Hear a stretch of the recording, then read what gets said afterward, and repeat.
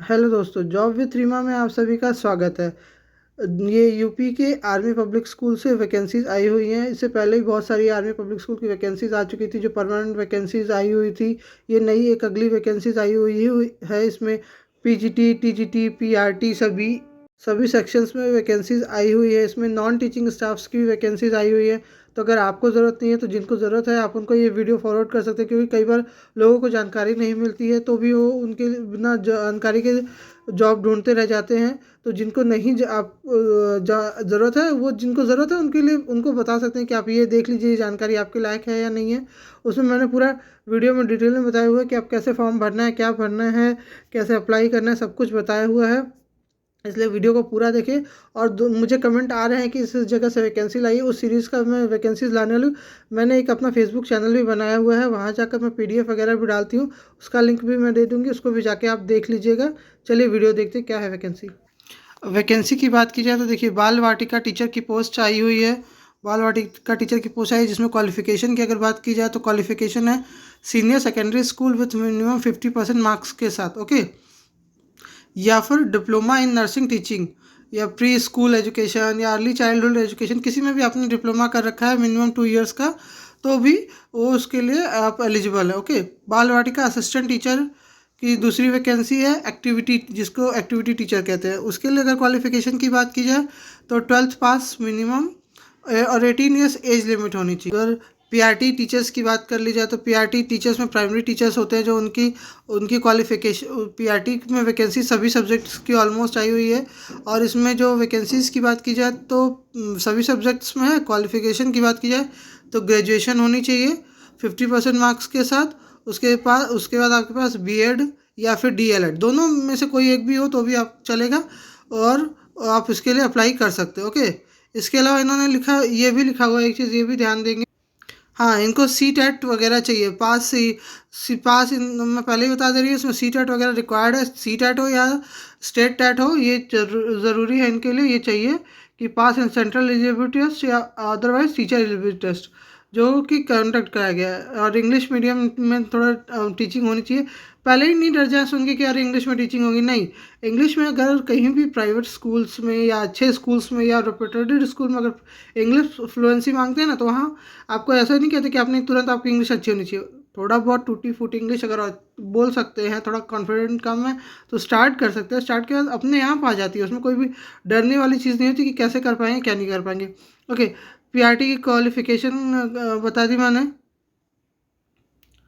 उसके बाद अगला वैकेंसी जो है पीआरटी में ही फिजिकल एजुकेशन टीचर की है। इसमें भी बैचलर डिग्री होनी चाहिए फिजिकल एजुकेशन में 50% मार्क्स के साथ।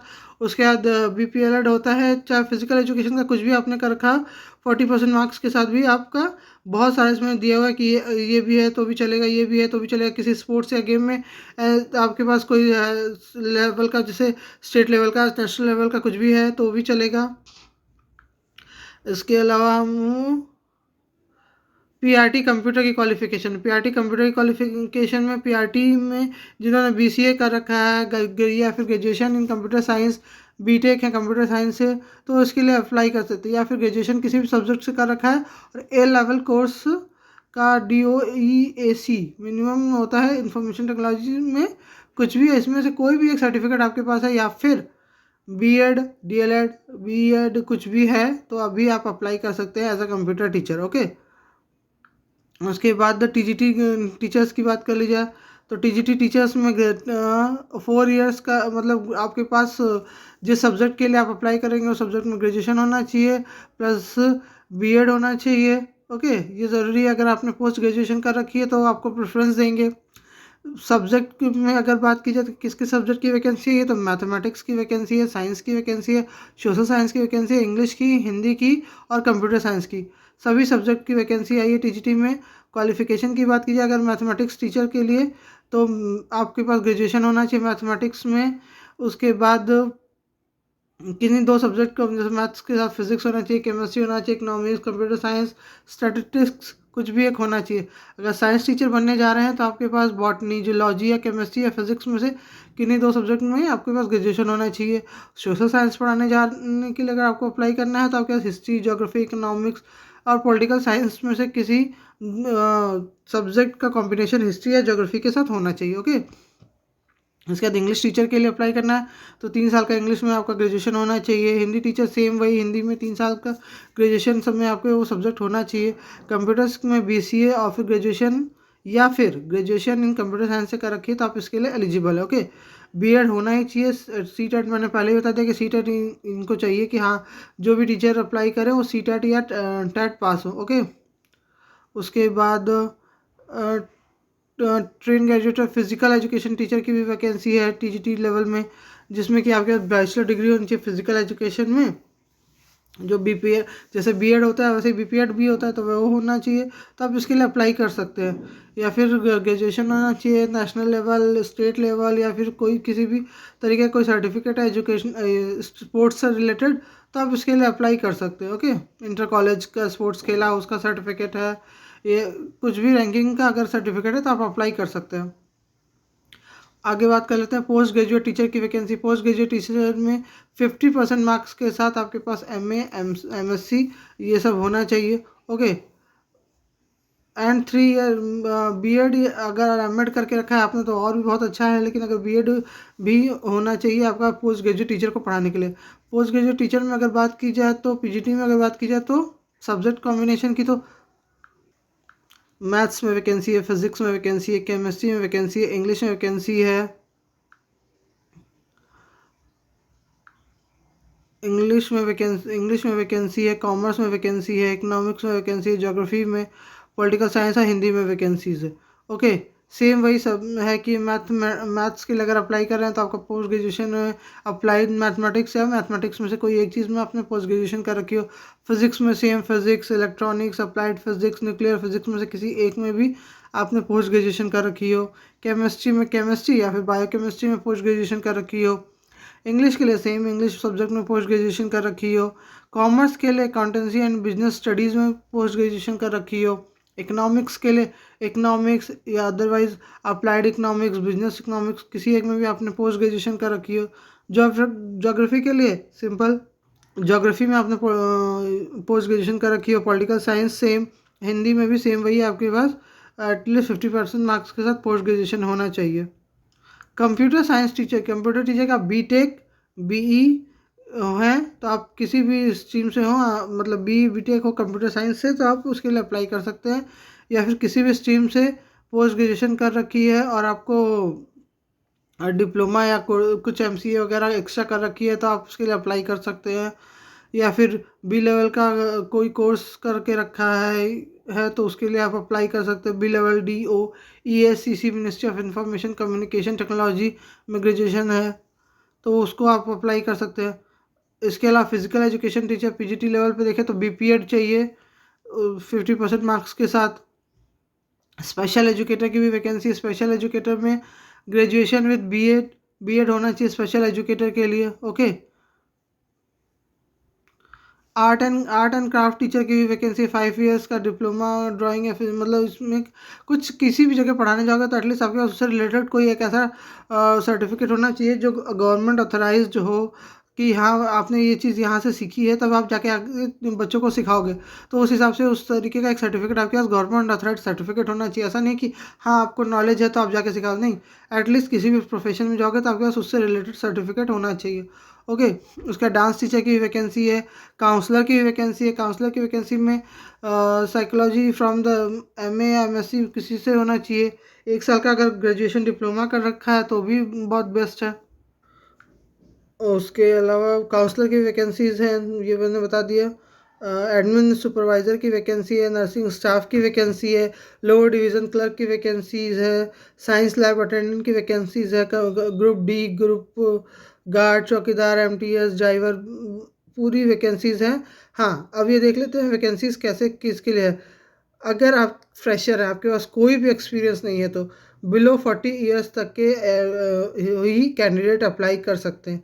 लेकिन अगर आपके पास कोई भी एक्सपीरियंस है, आपने कहीं भी पढ़ा रखा है तो आप 57 ईयर्स तक के हैं तो आप अप्लाई कर सकते हैं। ओके, तो यहाँ एक्सपीरियंस के बेसिस पे ज़्यादा एज वाले भी अप्लाई कर सकते हैं। इसके अलावा अप्लाई आपको कैसे करना है, तो अप्लाई करने के लिए आपको एक फॉर्म दिया हुआ है, उस फॉर्म को भरना है और फोटोकॉपी अपनी सारे टेस्टिमोनियल मतलब 10th onward participant certificate, experience सबका एक ज़ेरॉक्स करके सेल्फ अटेस्टेड करके उसके बाद डिमांड ड्राफ्ट बनाना है 250 रुपीज़ का। 250 रुपीज़ का डिमांड ड्राफ्ट बनाना है और ये एड्रेस दिया हुआ है Army Public School Old Cantt Prayagraj के नाम पे डिमांड ड्राफ्ट बनाना है और इन्वेलप में डाल के जिस पोस्ट के लिए आप अप्लाई कर रहे हैं वो उस पोस्ट को ज़रूर मेंशन करें इन्वेलप के ऊपर कि हाँ हम इस पोस्ट के लिए अप्लाई कर रहे हैं, पीजीटी फिज़िक्स के लिए अप्लाई कर रहे हैं, टीजीटी सोशल साइंस के लिए अप्लाई कर रहे हैं, तो वो ज़रूर मेंशन करें कि हाँ, और या फिर काउंसलर के लिए अप्लाई कर रहे हैं तो मेंशन करें कि काउंसलर के लिए अप्लाई कर रहे हैं, वो भी ज़रूर मेंशन करें। उसके अलावा देखिए यहाँ सब यहाँ पर देखिए लिखा हुआ है कि यहाँ एड्रेस वगैरह सब दिया हुआ है। यहाँ जो कुछ वैकेंसीज दी हुई थी जैसे कि वैकेंसी R2U मतलब ये ग्रुप डी की जितनी ग्रुप डी की वैकेंसी, गार्ड, चौकीदार, MTS और ड्राइवर, इनकी वैकेंसी में जो एप्लीकेशन फ़ी है वो 100 रुपीज़ है। बाकी ऊपर सभी की वैकेंसीज़ में आपको 250 रुपीज़ का डिमांड ड्राफ्ट बना के ही देना है। ओके, पूरा ए से लेके क्यू तक की जितनी वैकेंसी उसमें 250 रुपीज़ का डिमांड ड्राफ्ट और एस से लेके आर से लेके यू तक की जितनी वैकेंसी है उसमें 100 रुपीज़ का डिमांड ड्राफ्ट बना के आर्मी पब्लिक स्कूल के नाम पे देना है। ये किसी भी बैंक में चले जाएंगे, पोस्ट ऑफिस में चले जाएंगे तो आराम से इजीली बन सकता है। गवर्नमेंट किसी भी बैंक में चले जाएंगे डिमांड ड्राफ्ट बन जाता है। ओके, इसके अलावा है only short listed candidate will be call. देखिए ज़रूरी नहीं कि आपने भर के दे दिया तो आपको कॉल करेंगे, नहीं। यहाँ एड्रेस दिया हुआ है, कोई भी ऑफलाइन ऑनलाइन वगैरह सबमिशन नहीं है, कोई भी ईमेल थ्रू नहीं है, कोई भी एप्लीकेशन, सारा कुछ ऑफलाइन करना है। तो यहाँ इनका एड्रेस दिया हुआ है, इसी एड्रेस पे इनको भेजना है। नीचे एक फॉर्म दिया हुआ है, देखिए application for the teaching staff only, teaching staff के लिए ये एप्लीकेशन फॉर्म दिया है। इसको साफ साफ सुंदर अक्षर में भर के यहाँ अपनी फ़ोटो वगैरह चिपका के ये उसके बाद यहाँ पूरा डिटेल वगैरह डाल के सब कुछ इसको पहले डाउनलोड कर लेना है। उसके बाद इसको सारा कुछ भर के फिर देखिए नॉन टीचिंग स्टाफ के लिए यहाँ दूसरा फॉर्म दिया हुआ है।